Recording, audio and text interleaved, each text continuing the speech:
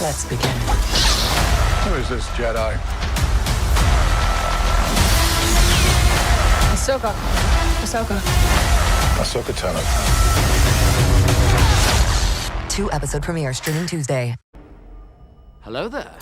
This is where the fun begins. What's up, guys? Unofficial Star Wars here. I hope you're all doing well, and in this video, Dave Filoni has revealed a massive new tease for Ahsoka's first episode. We're gonna go ahead and hop right on into it. In this video, we are going to be taking a read from the Direct's article. I'll have their article linked in the description down below for you guys to check out there as well. As a read, Lucasfilm and Disney Plus's feverishly anticipated Ahsoka is now on the horizon, with it coming out tomorrow at the time of recording and publishing this video, and executive producer Dave Filoni has discussed how episode 1 of the Star Wars streaming show begins. Rosario Dawson returns as the fan favorite Jedi Ahsoka Tano in her self-titled show, set in the post-Return of the Jedi Mandoverse era. The show will also serve as a quasi-sequel to Star Wars Rebels, which had ended in 2018 with its 4th season. Ahsoka herself was actually last seen in the overall Star Wars chronological timeline at the very end of Star Wars Rebels,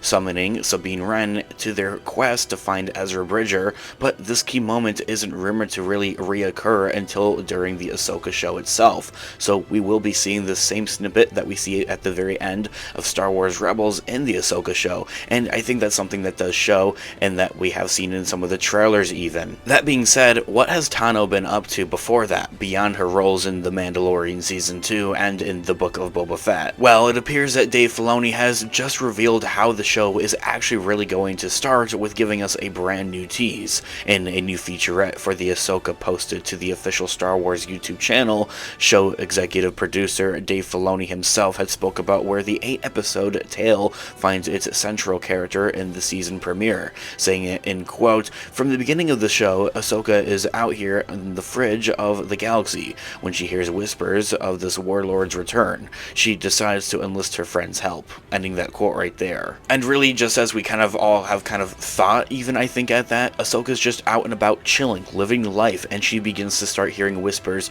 of Thrawn's return. She knows, I'm pretty sure, of the return of these Imperial remnants being a thing around, something that we have seen in The Mandalorian and in the Book of Boba Fett, but once she hears of this warlord's return being Thrawn, that's where she sees a real threat being posed. That's where she needs to take action, because even herself knows that the New Republic, as we saw in The Mandalorian Season 3, won't be doing much to actually help them. So that's where she goes off to find her friends and to get their help, being Sabine Wren and Harrison Dula, who is a part of the New Republic. I'm very intrigued and excited to see what and how they do with the New Republic, and kind of where they stand with this all, because we did see a little bit with them in the greater aspects of things in The Mandalorian Season 3. They had talked about, you know, Moff Gideon making his return, and they didn't do anything about it, so it was really just up and left to the Mandalorians to take down Moff Gideon and his Imperial remnant. So while it is currently unknown where specifically these galactic fringes are located, I'm pretty sure they are on the end of the galaxy, or closer to the edge of the galaxy, a part of the Outer Rim.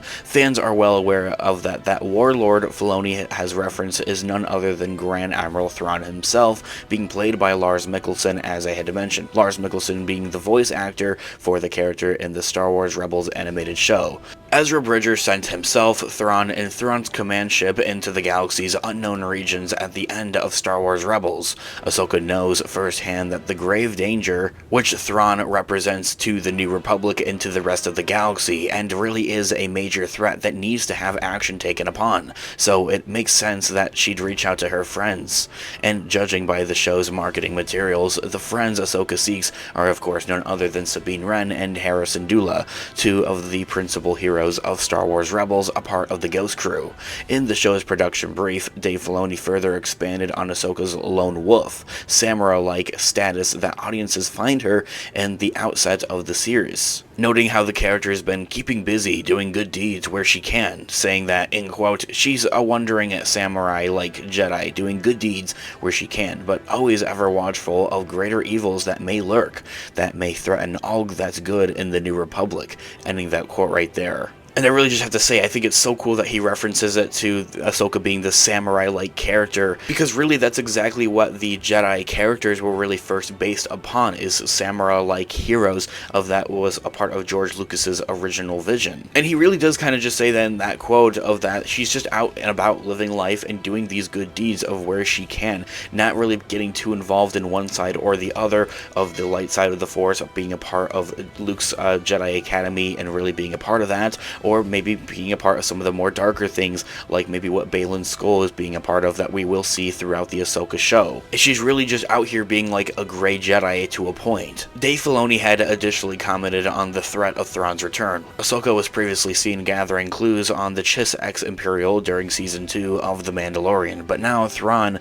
has made a comeback full on, saying that, in quote from Dave Filoni, in the show's Ahsoka, she has indeed detected a great threat to the Republic in the form of Grand Admiral Thrawn, the greatest of the leaders of the Imperial Navy. He had disappeared, heroically defeated by would-be Jedi Knight Ezra Bridger. Now there's the threat of Thrawn's return. There are whispers in the galaxy of this evil rising to threaten all that's good. All that really stands in the way is Ahsoka and her own Padawan in Sabine Wren. Ending that quote right there. First of all, calling Ezra Bridger, as we would now see him as this Jedi Knight, somebody that is more aged and more powerful and more wise with the Force, of course, for one thing, very similar to how we see Anakin Skywalker in Revenge of the Sith, I think is amazing. So not just if kind of scenario, but when Ezra Bridger does return and we see that full-on comeback, he's going to be like a full-on Jedi Knight, and it's going to be kind of explained that he has been off doing his own thing while Thrawn has also been off doing his own thing. I kind of believe a common misconception of that is that Thrawn and Ezra were like together like these last 10 years, because in canon it's about 10 years from the events of the end of Star Wars Rebels leading up to the events of the Mandalorian and the Mandoverse, and that's a really long time to be just hanging out. So they definitely have both split off and went to go do their own thing. It's just a matter of how and why and when type of thing, and I think that's something that is for sure going to be explored with the Ahsoka show. Now, a mention is made of Sabine, who, as is recently revealed, was trained as a Jedi by Ahsoka. In the show, it seems that the time has come for Ren to call upon the skills taught by her by Tano, and really bringing her back to that Jedi aspect of things. Now, Sabine may not be necessarily Force sensitive. I have another video discussing that here on the channel now that you guys can go check out. But this year all being said, what can fans expect from Ahsoka, and especially with Episode 1? Now, Ahsoka is a Star Wars project, so naturally it'll contain intense action, memorable characters, and a well-polished visual effects. And beyond even that, what can be expected when the series begins airing its episodes? It's long been maintained by fans, as well as even some who are involved with the show itself as cast and crew members, that Ahsoka acts as a continuation of Star Wars Rebels, a Rebels Season 5 of sorts, even revealed and teased by Dave Filoni himself describing it of that. So that means, whilst also moving the story of this titular Jedi forward in a meaningful fashion, the plot must also serve additional heroes like Hera, Sabine, and Ezra.